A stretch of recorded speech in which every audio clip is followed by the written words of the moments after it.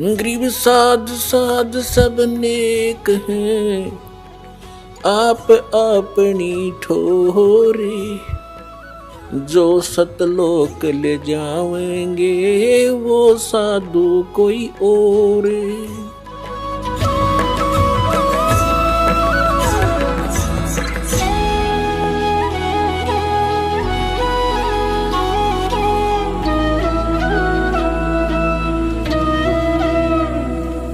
अब आपको दिखाते हैं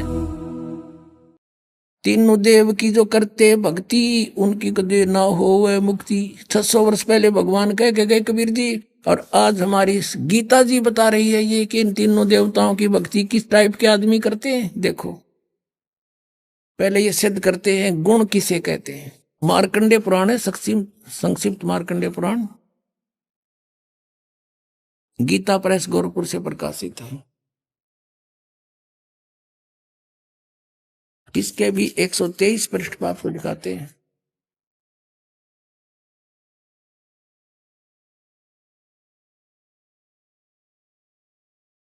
ये 122 पृष्ठ है संक्षिप्त मार्कंडे पुराण। यहां से प्रारंभ है। मार्कंडे ऋषि बोले मुने, ये इन्हीं का प्रकरण चलता रहा। यहां आ जाते हैं हम 123 पृष्ठ पे। इस तरह स्वयंभू परमपिता परमात्मा की 3 अवस्थाएं हैं, रजोगुण प्रधान ब्रह्मा, तमोगुण प्रधान रुद्र और सतोगुण प्रधान विश्वपालक विष्णु है। ये ही 3 देवता हैं और ये ही 3 गुण हैं। गुण तीनों की भक्ति में ये भूल पड़ो संसार, कह कबीर निज नाम बिना कैसे उतरे पार। यही 3 देवता हैं, यही 3 गुण हैं। कंसेप्ट क्लियर हुआ। फिर भी और कंसेप्ट क्लियर करते हैं।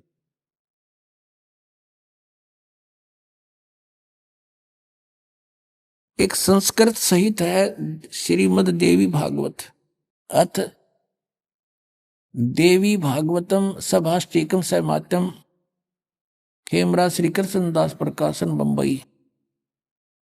इसके हम तीसरे पृष्ठ स्कंद में आते हैं। अथ श्रीमद देवी भागवते भाषा टीका युक्ते तृतीय स्कंद प्रारंभते। अब इसके 11 पृष्ठ पर आते हैं और तीसरा स्कंद अध्याय 5। यहां देखना, ये 7वां श्लोक समाप्त हुआ, 8वां प्रारंभ होता। हे माते, यदि हमारे ऊपर सदा आप दया युक्त हैं हो तो हमको तमोगुण में किस प्रकार प्रदान किया है, ब्रह्मा रजोगुण और हरि सतोगुण युक्त क्यों किए हैं। अब संस्कृत और पढ़ाएंगे। देखियो ये 7वां समाप्त हुआ, 8वां प्रारंभ होता है। यदि दया धर्मना न सदा अंबिके, यदि आप दयालु हमारे ऊपर है दुर्गा है अंबिके, कथम अहम विहित है। शंकर जी कह रहे हैं कि कथम अहम विहित है, किस प्रकार मैं बना दिया तमोगुण है। और कमल जय, कमल से उत्पन्न होने वाले ब्रह्मा को रजगुण संभव, सुवित किमु सतोगुण हरि, और विष्णु जी को आपने सतोगुण क्यों बना दिया। इति सिद्धम रजगुण ब्रह्मा सतगुण विष्णु तमगुण शिव जी। अपनात्मो श्रीमद भगवद गीता में आपको दिखाते हैं कि तीनों गुणों त्रिगुणमयी माया रजगुण ब्रह्मा सतगुण विष्णु तमगुण शिव जी की जो पूजा करते हैं उनको क्या उपमा दे रखी है इस पवित्र ग्रंथ में। देखिएगा, श्रीमद भगवद गीता, गीता प्रेस गोरखपुर से प्रकाशित है। जयदयाल गोविंद का इसके अनुवादक है। अध्याय नंबर 7 के अब ये 7वां अध्याय है। इसमें गीता ज्ञानदाता कहता है कि पार्थ, अनन्य प्रेम से मुझ में आसक्तित मेरे प्राण होकर योग में लगा हुआ, जिस प्रकार से संपूर्ण विभूति बल ऐश्वर्य युक्त गुणों युक्त सबके आत्म रूप समग्र यानी पूर्ण रूप से मुझको संशय रहित जानेगा, उसको सुन। इतने सा ज्ञान सुना दूंगा जो तुम मुझे अच्छी तरह समझ जाए मैं क्या हूँ, मेरी क्या स्थिति है। अब दूसरे में क्या कहता है कि मैं तेरे लिए इस विज्ञान से तत्व ज्ञान को पूर्णतः कहूंगा, जिसको ये तत्व ज्ञान नहीं है, इस ज्ञान को सीधा है। जानकर संसार में फिर कुछ भी जानने योग्य शेष नहीं रह जाता। फिर देखो इसमें कहा है कि हजारों मनुष्यों में कोई एक मेरी प्राप्ति के लिए यत्न करता है, नहीं तो अन्य देवताओं की पूजा करते रहते हैं। यत्न करने वाले योगियों में भी कोई एक मुझको तत्व से यथारूप से जानता है, यानी को एकादश जानता मुझको। और फिर देखो ये दोनों प्रकृति बताई है इसमें 7वें अध्याय के 4-5 में। पृथ्वी, जल, अग्नि, वायु, आकाश, मन, बुद्धि और अहंकार भी इस प्रकार ये 8 प्रकार से विभाजित ये मेरी प्रकृति है, ये जड़ प्रकृति है। और ये 8 भेद वाली तो अपरा अर्थात जो जड़ प्रकृति, ऊपर वाली जड़ प्रकृति है। और हे महाबाहो, इससे दूसरी जिससे यह संपूर्ण जगत धारण किया जाता है वह जीव रूपा वह है मेरी चेतन प्रकृति जान। ये दुर्गा है। दुर्गा एक भक्त बुजुर्ग सा था, 70 वर्ष की आयु का है, अभी था कि वो भी भक्त है, लेकिन वो कहते हैं भगत तो बन जाते हैं, लेकिन गुरुजी के वचनों पर अविश्वास करता है तो भक्त नहीं।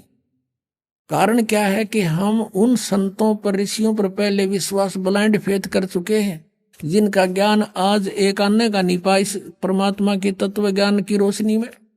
तो अब सभी वकील बन गए। इस दास को भी संशय की दृष्टि से देखते हैं। पुणात्मा ये अपना नोट कर लेना, किसी भी कोने में हृदय के में दास जो वचन बोलेगा उसने 100 बार तोल लियो, पक्के पाओगे। आपने भूल के भी ये नहीं सोचना चाहिए कि ऐसे कैसे यहाँ नहीं हो सकता, ऐसा नहीं हो सकता। आप बालक हो, यह आध्यात्मिक मार्ग है, इसको समझना आपके बस की बात नहीं। आप इतना ही समझो जैसा दास आपको समझाना अब चाहे। और आपके रूबरू कराता हूं और फिर भी संशय रहता तो आप अपनी बालक बुद्धि समझ लेना, दास के वचन पर अविश्वास ना करना। तो उस बुजुर्ग के अविश्वास हो गया, अपने आप में विद्वान पाक रहा। एक दिन मुझे लिख कर दे दिया कि आप झूठ बोलते हैं, दुर्गा को प्रकृति नहीं कहते। तो इससे सिद्ध था कि उसने ये वचन नहीं सुन रखे दास के कहीं पर भी। इतना क्लियर कर देता है जो ध्यान से सुने, या तो याद खा कर सो जाता था। तो मैंने उससे फिर वो पूछा, मैं कहा भी आप बात करें, सुन मेरी, आपने मुझ पर विश्वास नहीं, विश्वास कैसे हो, ये कहीं नहीं लिख रखा। मैंने कहा फिर आप आज के बाद यहां मत आना, आप जा सकते हैं। उसको आश्रम से अलाउड नहीं रखा। वह जैसे नालायक आदमी, जब आपने गुरुजी पे विश्वास करे, प्रत्यक्ष दिखाता हूं और अच्छा प्रमाण दिखाता हूं, चला गया वो फिर 2 महीना के बाद आया, यहां से आया तो उसको वापस कर दिया कि नहीं, ऐसे अनाड़ी व्यक्ति की यहां आवश्यकता नहीं है। उसने फिर मुश्किल माचगी समझ में आ गया, देखा सचमुच में तो गलती कर दी और भक्तों ने उसको प्रमाण दिए, कहाँ अंधे हो रहे हो तुम, फिर सत्संग क्या सुनते थे, तुम तो खा के सो जाता होगा फिर सत्संग में। फिर उसने देखा, फिर क्षमा याचना की, कहने लगे जी हम तो बालक हैं, बेशक मैं अपने आप में घना समझदार बुद्धिमान समझू था और आपके वचन पक्के पाए। तो पुण्यात्मा हो, ये सत्कर मान लेना, दास जो बोलेगा सारी साची होंगी। तो अब ये कंसेप्ट हो गया क्लियर के प्रकृति दुर्गा को कहते हैं। शिव पुराण ने कति क्लियर कर दिया।